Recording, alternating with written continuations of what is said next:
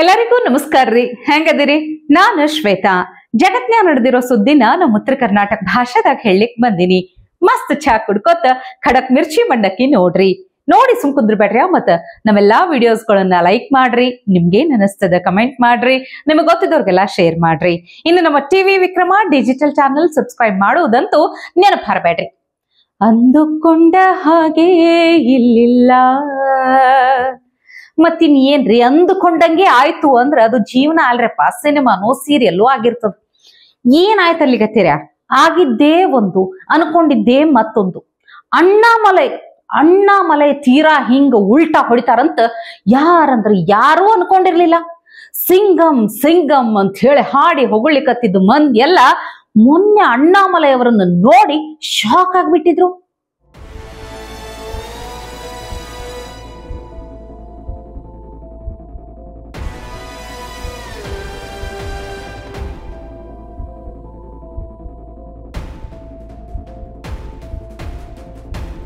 ಅಯ್ಯೋ ರಾಮ, ತಮಿಳುನಾಡಿನಾಗ ಹಿಂದುತ್ವದ ಸುನಾಮಿನೇ ಎಬ್ಬಿಸ್ತಾರ ನಮ್ ಸಿಂಗಂ ಅಂತ ಅನ್ಕೊಂಡ್ರ ಇವರು ರಂಜಾನ್ ಹಬ್ಬದ ಇಫ್ತಿಯಾರ್ ಕೂಟಕ್ಕೆ ಹೋಗಿದ್ದೇನು, ಅಲ್ಲಿ ತಿಂದಿದ್ದೇನು, ಇದನ್ನ ನೋಡಿ ಮಂದೆಲ್ಲ ಬಹಳ ಮನಸ್ಸಿಗೆ ಹಚ್ಕೊಂಡ್ ಬಿಟ್ಟಾರ.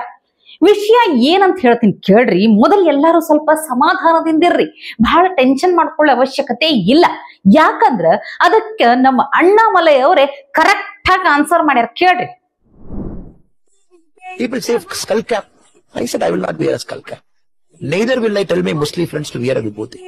Because if I wear that skull cap for that 110 microseconds because I have to come in photo to say that, oh, you are my friends, I don't want to be that kind of politician. I follow my religion all 365 days. I respect your religion all 365 days. That's how the mutual bonding between both of us, brothers and sisters. And you want to wear one skull cap with due respect, which is very sacred to my Muslim brothers and sisters, just to come in the photo to sign with you, which means I'm demeaning your religion. Oh, Annamalai wear a skull cap instead of mask, so Annamalai respect your religion. No, madam. That is where it has brought the country here. 78 years of doing this nonsensical appeasement. Being a good Hindu means you should appreciate a good Muslim.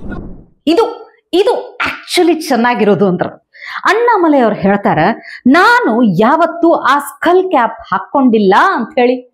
ನಾನು ನನ್ನ ಧರ್ಮವನ್ನ 365 ದಿನಾನು ಪ್ರೀತಿಸ್ತೀನಿ, ಪಾಲಿಸ್ತೀನಿ.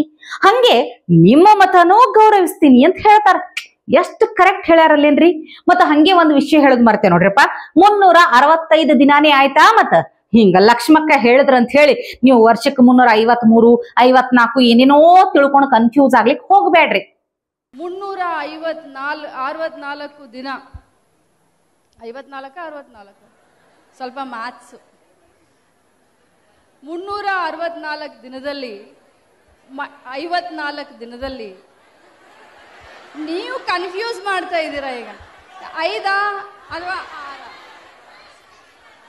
ನಾನು ಹೇಳ್ತಾ ಇದ್ದೀನಿ ಬಿಡಿ, ಪಾಪ ನನ್ನನ್ನ. 354 ದಿನದಲ್ಲಿ ಇದಕ್ಕೆ ರೀ ಮತ್ತೊಂದು ಕ್ಲಾರಿಟಿ ಕೊಡ್ಬೇಕಿಲ್ಲ ಹೇಳ್ರಿ. ವರ್ಷಕ್ಕಿರುವುದು 365 ದಿನ ಅಂತ ಹೇಳಿ ಅಣ್ಣಾಮಲೈ ಅವರು ಹೇಳಿದ್ ಕರೆಕ್ಟ್ ಅಲ್ಲೇನ್ ಹೇಳ್ರಿ. ಅದೇ ಕಾರಣಕ್ಕ ನರೇಂದ್ರ ಮೋದಿಜಿ ಸಹಿತ ಇಲ್ಲಿ ತನಕ ಆ ಸ್ಕಲ್ ಕ್ಯಾಪ್ ಹಾಕೊಂಡೇ ಇಲ್ಲ. ಇದು ನಿಮ್ಗೂ ಖರೆ ಅನ್ಸಿದ್ರ ಕಮೆಂಟ್ ಮಾಡಿ ಹೇಳ್ರಿ ನೋಡೋಣ. ಅಲ್ಲ, ನನ್ಗೂ ಒಂದ್ ಅನಿಸ್ಲಿಕ್ಕತ್ತದ, ಇವರೆಲ್ಲ ನೋಡಿದ್ರ ನಾವು ಬೇರೆ ಅಲ್ಲ, ಅವ್ರು ಬೇರೆ ಅಲ್ಲ, ಅವರೂ ನಮ್ಮವ್ರೆ ಅಂತ ಹೇಳಿ ನೋಡಿ ಹಿಂಗ ಒಂದ್ ನೋಡ್ಲಿಕ್ಕತ್ತಾರ.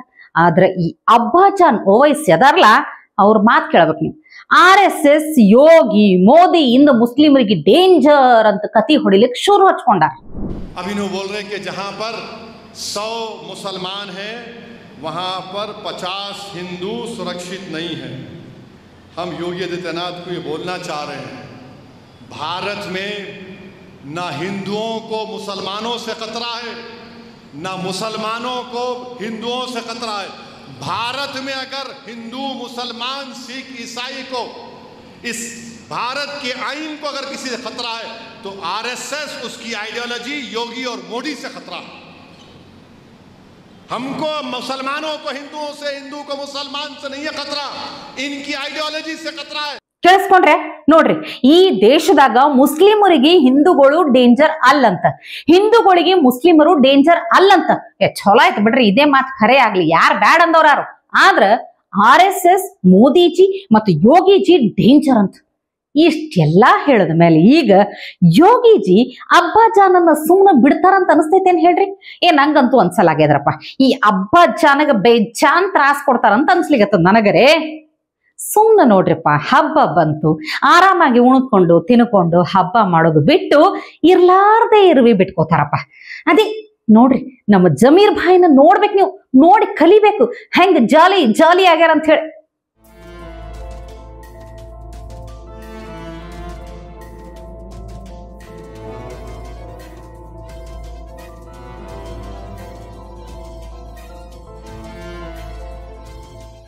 ಇದ್ರೆ ಹಿಂಗಿರ್ಬೇಕು ನೋಡ್ರಪ್ಪ. ಸರ್ಕಾರದ ಕಾರು, ಪುಗ್ಸಟ್ಟೆ, ಪೆಟ್ರೋಲು, ಹಿಂದು ಮುಂದು ಪೊಲೀಸರು. ಮೊನ್ನೆ ಸಿದ್ದರಾಮಯ್ಯನವ್ರು ಬೇರೆ ಸ್ಯಾಲ್ರಿ ಹೈಕ್ ಮಾಡಿಬಿಟ್ಟಾರಂತ. ಏನ್ ಕೆಲ್ಸ ರೀ? ಸ್ವಲ್ಪ ಬಿಟ್ಟಿ ಬಿಲ್ಡಪ್ ಕೊಟ್ಕೊಂಡು ಹಿಂಗ ರೀಲ್ಸ್ ಮಾಡ್ಕೊಂಡಿರ್ಬೇಕ್ರಪ್ಪ. ಅದು ಬಿಡ್ರಿ, ನಿನ್ನೆ ನಾವೆಲ್ಲ RCB ಚೆನ್ನೈ ಸೂಪರ್ ಕಿಂಗ್ಸ್ ಮೇಲೆ ಗೆದ್ರ ಅಂತ ಹೇಳಿ ಫುಲ್ ಹಿಗ್ಗನಾಗದೀವಿ, ಹೌದಾ ಇಲ್ಲ? ಅಲ್ಲಿ ನೋಡಿದ್ರೆ DK ಸಾಹೇಬ್ರು ಸ್ಟಾಲಿನ್ ಅವರನ್ನ ಭೇಟಿ ಮಾಡಿ ಬಂದಿದ್ದೆ ತಡ ಬ್ಯಾಸಗಿ ಚಾಲು ಆಗ್ತಿದ್ದಂಗೆ ನೀರ್ ಕಳಿಸ್ಲಿಕ್ಕ ಶುರು ಹಚ್ಕೊಂಡು ಬಿಟ್ಟಾರಂತ. ಅದಕ್ಕ ನಂಗೊಂದು ಡೌಟ್ ರೀಪ್ಪ. ಈಗ ಸಿದ್ದರಾಮಯ್ಯನವರು ಮತ್ತೆ DK ಸಾಹೇಬ್ರು ನಿನ್ನೆ ಮ್ಯಾಚ್ ನಡೆಯೋ ಮುಂದ ಚೆನ್ನೈಗೆ ಸಪೋರ್ಟ್ ಮಾಡಿದ್ರ ಏನ್ RCBಗೆ ಸಪೋರ್ಟ್ ಮಾಡಿದ್ರ ಅಂತ ಡೌಟ್ ಬರ್ಲಿಕ್ಕತ್ತದ ನೋಡ್ರಿ.